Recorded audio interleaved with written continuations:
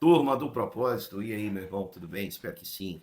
Um capítulo da Bíblia todos os dias, meditamos, lemos um capítulo por vez, oramos todos os dias por você.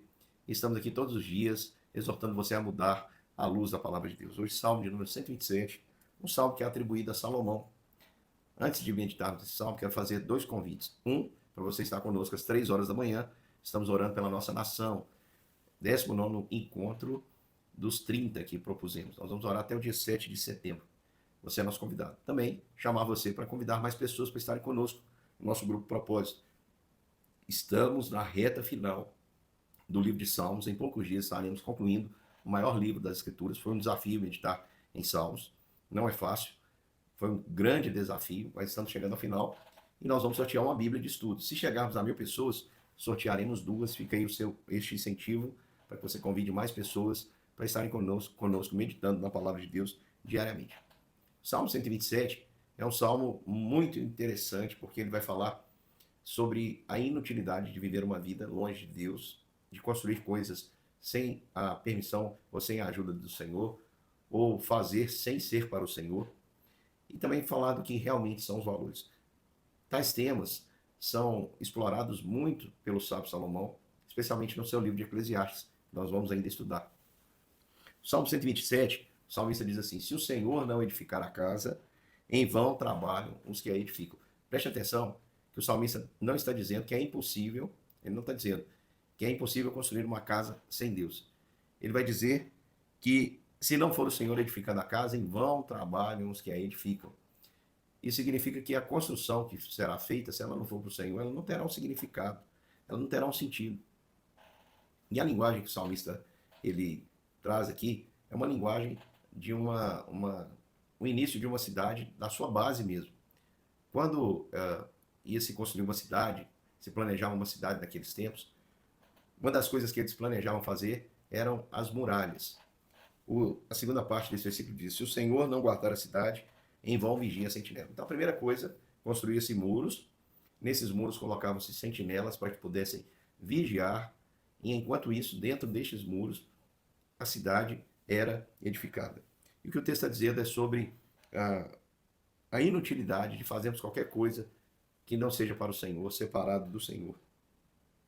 O texto diz que será inútil qualquer esforço, será inútil qualquer construção sem Deus, será inútil levantar de madrugada, dormir tarde, comer o pão que conseguiram com tanto esforço, que penosamente granjeaste. O que o texto está dizendo é que nós muitas vezes nos ocupamos daquilo que não precisávamos nos ocupar. Estamos muito preocupados com o que podemos construir, com o que podemos deixar. Estamos muito preocupados em como podemos nos proteger.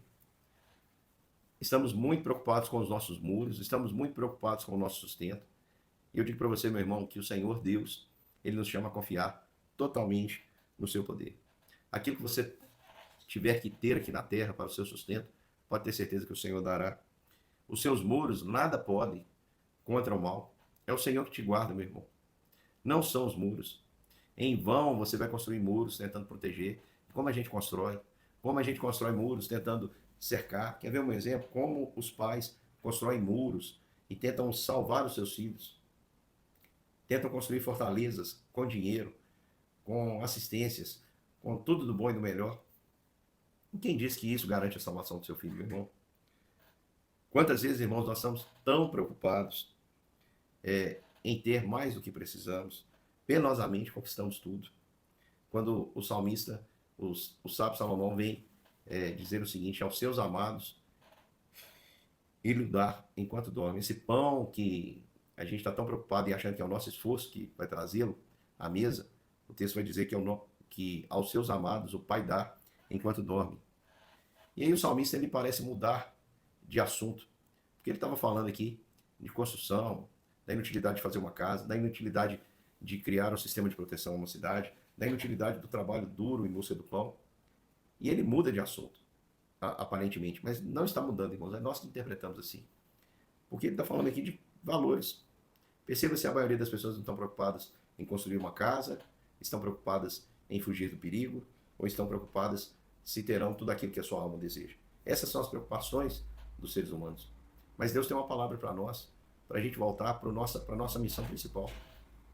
Se você se preocupar onde você vai morar, se você se preocupar excessivamente com a segurança que você pode exercer, de fugir do perigo, se você se preocupar excessivamente em ter tudo aquilo que a sua alma deseja, você vai perder o maior tesouro que Deus nos dá, chamado família.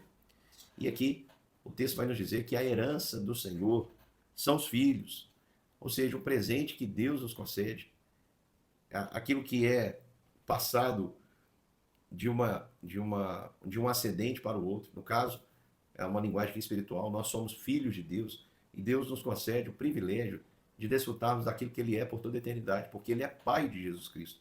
E Ele nos concedeu também essa bênção de termos filhos, de gerarmos vidas. Herança do Senhor são os filhos, o fruto do ventre, o seu galardão. Deus compara, além de chamar os filhos de herança, aqui a Bíblia diz que os filhos também são o nosso galardão. Não há nada, meu irmão, mais precioso. E pode ter certeza, não preocupe em deixar uma casa muito boa para o seu filho, não preocupe em cercar o seu filho com muros altíssimos, não se preocupe em dar para o seu filho mais do que o necessário para a sua sobrevivência, porque você tem uma missão muito maior. Os filhos nos são dados por Deus como uma espécie de empréstimo. Um poeta já disse isso, que os filhos são empréstimos. Antes de ser seus filhos, eles já são na eternidade filhos de Deus. E Deus permitiu que você, de maneira graciosa, o gerasse. E hoje eles são seus filhos também, além de serem filhos do Senhor. Mas primeiramente são do Senhor. E o texto diz que como flecha na mão do guerreiro, assim os filhos da mocidade. Meu querido irmão, Deus nos entregou flechas. E flechas não devem ficar guardadas.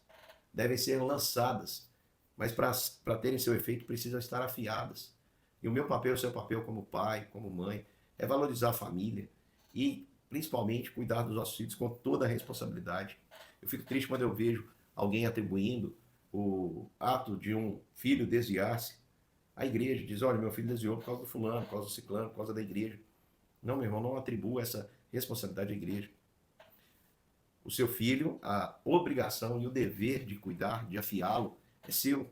Diz o texto que feliz o homem que enche dele a sua aljava, ou seja, tem uma aljava cheia de filhos, cheia de flechas, as quais ele afia, e não será envergonhado quando enfrentar os inimigos à porta. Então, meu irmão, vai chegar o dia que você vai ter que soltar o seu filho, lançar o seu filho. E eu pergunto, ele está pronto para atingir os resultados que glorificarão o nome do Senhor? Portanto, meu irmão, eu quero chamar você, à luz desse salmo, para uma transformação no seu comportamento e nas suas atitudes. Meu querido irmão, deixe, uma vez por todas, de seguir valores e padrões que o mundo estabelece. Valorize aquilo que Deus estabelece, aquilo que Deus coloca como prioridade na vida do homem, é a sua família. A maior missão que eu tenho não é a missão de ser um pastor. A minha maior missão é ser pai. Eu preciso ser pai para as minhas filhas, no modelo que Deus também é pai para nós, é pai de Jesus Cristo. Eu preciso imitá-lo e eu preciso cumprir a minha missão de forma ordeira, decente, com temor e tremor, para que quando eu lançar minhas filhas, eu não fique frustrado. Que elas estejam afiadas e prontas para vencer o mundo, como o Senhor delas também já venceu. Um grande beijo, meu irmão. Medite nessa palavra. Amanhã estamos juntos para mais um capítulo das Escrituras.